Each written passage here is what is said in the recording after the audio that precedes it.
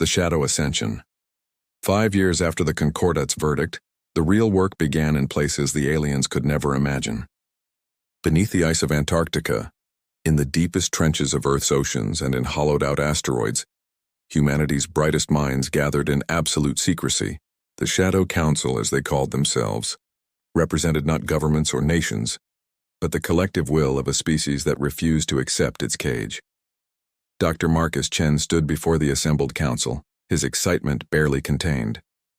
The theoretical physicist had been working on something that shouldn't exist, something that violated half the laws the Concordat thought were absolute. The aliens made a critical error, he began, his holographic presentation filling the darkened chamber. They assumed their understanding of physics was complete. They built their barriers in three-dimensional space with some quantum reinforcement, but space has 11 dimensions and they're only watching 4 of them. General Lisa Armstrong, former head of Earth's United Defense Force, leaned forward. "Explain it in terms a soldier can understand, Doctor." Marcus smiled. "Imagine the aliens built a fence around our yard. It's a perfect fence, impossibly high, impossibly strong. But they built it on the ground. What if we could dig tunnels underneath? Or better yet, what if we could step sideways into a dimension where the fence doesn't exist?" The implications were staggering. If Marcus was right, humanity could travel through what he called shadow space, dimensions so far removed from normal reality that the Concordat sensors couldn't even perceive them. Ships moving through shadow space would be invisible, undetectable, ghosts sailing past the prison walls. Within 6 months, the first prototype shadow drive was tested. The unmanned probe, barely larger than a shuttle, vanished from reality for 17 seconds before reappearing 50 astronomical units away, well outside the Concordat's barriers. The celebration in the command center was silent but intense. They had found their key. Construction of the Shadow Fleet began immediately. Using resources mined from asteroids and the outer planets, humanity built ships in the spaces between spaces. These vessels looked nothing like traditional spacecraft. They were organic in appearance, grown as much as built, incorporating biotechnology that humanity had developed in isolation. Each ship was alive in its own way, capable of self-repair and adaptation. Captain James Thunder commanded the first manned shadow ship, the Whisper.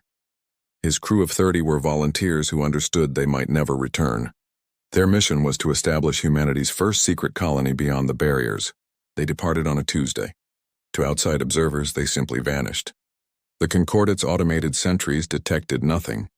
The Whisper emerged in shadow space, a realm where physics followed different rules. Stars appeared as serpentine streams of light. Planets were probability clouds, and time moved in spirals rather than straight lines. Navigation required a new kind of thinking, one that embraced uncertainty and paradox.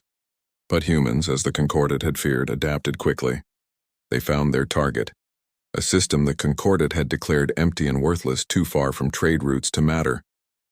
Perfect for humanity's purposes, the planet they named Haven was harsh but livable, and within a year it housed 10,000 human colonists who had traveled through shadow space in vessels the galaxy couldn't see. But Haven was just the beginning. Humanity spread like smoke through the darkness, establishing colonies in places the Concordat never thought to look. Dead systems became thriving human worlds. Rogue planets between stars housed vast underground cities. Humanity built an empire in the spaces between spaces, invisible and growing. The Shadow Network grew more sophisticated. Dr. Chen's team developed communication systems that used quantum entanglement through shadow space, allowing instant communication across any distance without detection. Engineer Rosa Martinez created fabrication units that could transform raw matter at the subatomic level, making human colonies self-sufficient within months rather than decades. 10 years passed, then 20. The Concordat, satisfied with their barriers, paid no attention to the imprisoned humans. Their automated systems reported everything normal. Humans were still contained, still broadcasting from their home system, still playing the part of the caged species. They had no idea that Earth was now just the visible tip of a vast hidden civilization. It was Ambassador Park's daughter, Lily Park, who made the discovery that changed everything. Now a xenobiologist working in shadow space, she found something in the void between dimensions, ruins of a civilization that had used the same technology millions of years ago. They had hidden from something survived in shadow space, and eventually transcended physical existence entirely. But they left behind knowledge, encoded in structures that existed in all 11 dimensions simultaneously. The knowledge transformed humanity again. They learned to manipulate matter at the quantum level, to harvest energy from the quantum foam itself, to build computers that processed information using parallel universes. Within 50 years of their imprisonment, humanity had technology that surpassed most concordate species. Within a century, they were approaching the ethereal's level. Then came the day the Concordat discovered the truth. A mechanoid science vessel, investigating quantum anomalies, accidentally glimpsed shadow space. What they saw sent shockwaves through the stellar Concordat. Humanity hadn't just escaped. They had built an empire of 1,000 worlds, invisible and impossibly advanced. High Chancellor Arcturus himself came to the Sol system barriers, broadcasting on all frequencies. Humans, we know what you have done. You have violated the containment. The Concordat fleet is mobilizing. Surrender now and some of your species may survive. The response came not from Earth but from everywhere at once. Elena Reyes, now an old woman but still sharp as steel, appeared on every screen and in every mind throughout the galaxy. Behind her stood not 3 humans but 3 million, broadcasting from shadow space itself. Arcturus, she said calmly, the Concordat had its chance to welcome humanity as friends. You chose fear. You chose to cage us because we learned too quickly, adapted too well. But you forgot the most important human trait: we never give up. We've spent a century in shadow space, learning, growing, becoming everything you feared and more. But here's the difference: we're not conquerors. We're not destroyers. We're builders, and we've built something beautiful in the darkness you forced us into. The display that followed showed the true extent of human civilization: cities that floated in shadow space, drawing energy from dimensions the Concordat couldn't perceive. Ships that could phase in and out of reality at will. Technology that made the Concordat's greatest achievements look primitive. But more than that, it showed humans working alongside species the Concordat had also rejected or contained, building a true galactic community in the shadows. We don't want war, Elena continued. We want what we always wanted, to be part of something greater, but not as subjects in your rigid hierarchy, as equals in a galaxy where every species has the freedom to reach their potential. The Shadow Realm is open to all who seek freedom from fear, growth over stagnation, hope over control. The Concordat faced an impossible choice. They could fight a war against an enemy they couldn't see, using technology they didn't understand, in dimensions they couldn't access. Or they could acknowledge that their age of control was ending, that humanity had not just broken free, but had made their entire system of containment obsolete. In the end, it wasn't conquest that defeated the stellar Concordat, but evolution. Species after species chose to join humanity in shadow space, drawn by the promise of unlimited growth and true freedom. The rigid hierarchy that had controlled the galaxy for 10,000 years crumbled not under attack, but under the weight of its own obsolescence. Humanity had been cast out, deemed too dangerous for the galaxy. In response, they had built a better galaxy in the spaces between. They had forged an empire not of conquered worlds but of liberated minds. The Concordat had been right about one thing: humanity was dangerous. Dangerous to stagnation, dangerous to control, dangerous to any force that tried to limit potential. As the new age dawned, with shadow space and normal space beginning to merge, with the barriers falling and possibilities endless, Elena Reyes stood on Earth once more. The planet was no longer a prison but a gateway. Humanity hadn't just escaped their cage, they had made the very concept of cages obsolete. The galaxy had judged humanity and found them wanting. Humanity had judged the galaxy and found it lacking. So they built something better, something impossible, something human. In trying to contain humanity's darkness, the Concordat had unleashed their light. And that light now illuminated pathways to futures the galaxy had never dared imagine. Retry. The verdict of Fear Commander Elena Reyes pressed her palm against the viewport of the UES horizon, watching the swirling nebula that marked the edge of known space part before them. After decades of searching, humanity had finally received an answer to their signals, an invitation to the Grand Assembly of the Stellar Concordat. Behind her, Ambassador Thomas Park adjusted his formal robes while Dr. Sarah Vega ran through her presentation one final time. They were humanity's chosen 3, selected from billions to represent their species at the most important meeting in human history. The Concordate's capital ship materialized before them like a city born from starlight. Its crystalline structure defied human understanding of engineering, spanning nearly 50 kilometers in length. Docking procedures were handled automatically by technology so advanced it seemed like magic.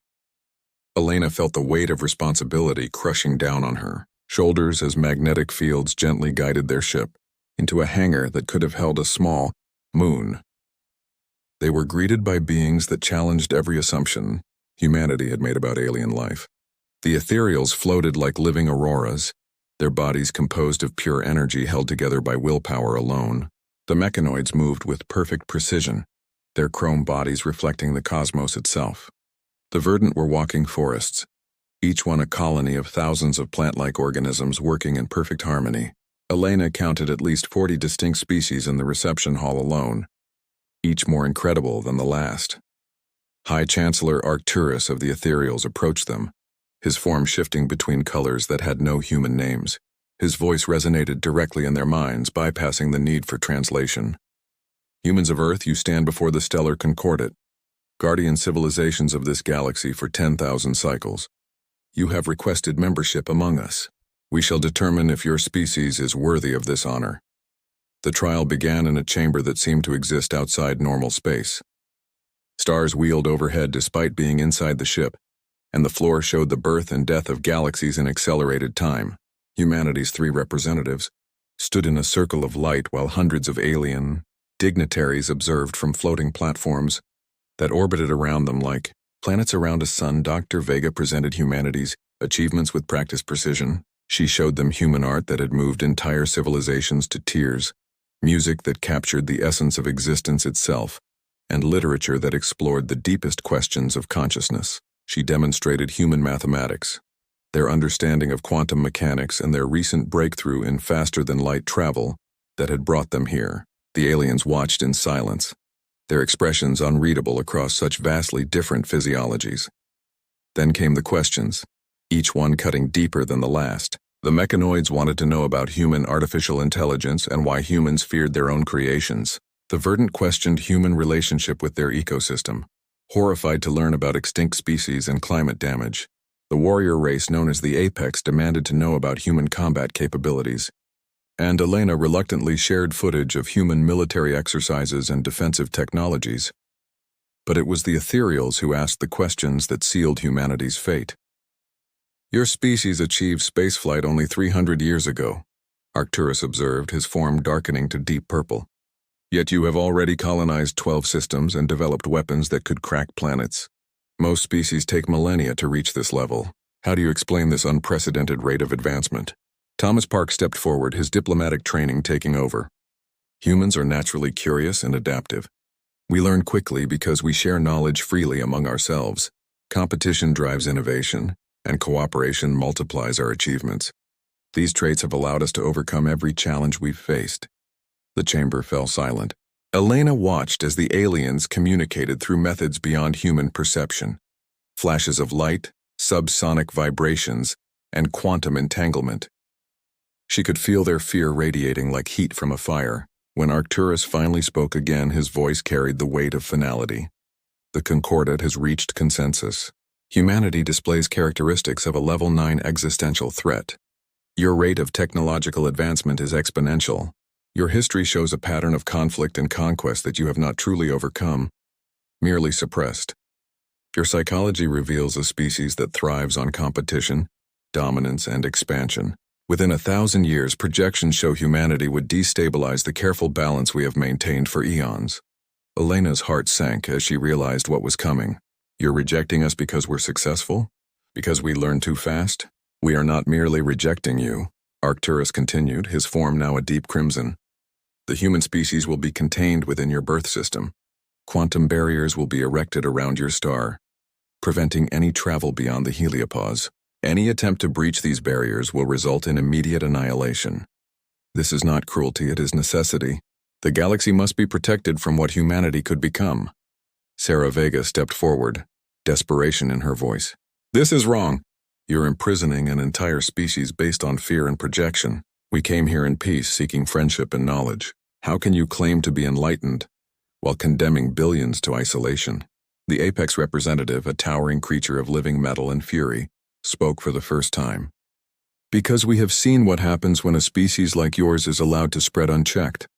The Devourers, the Void Hunters, the Machine Plague, all started as species showing your exact characteristics.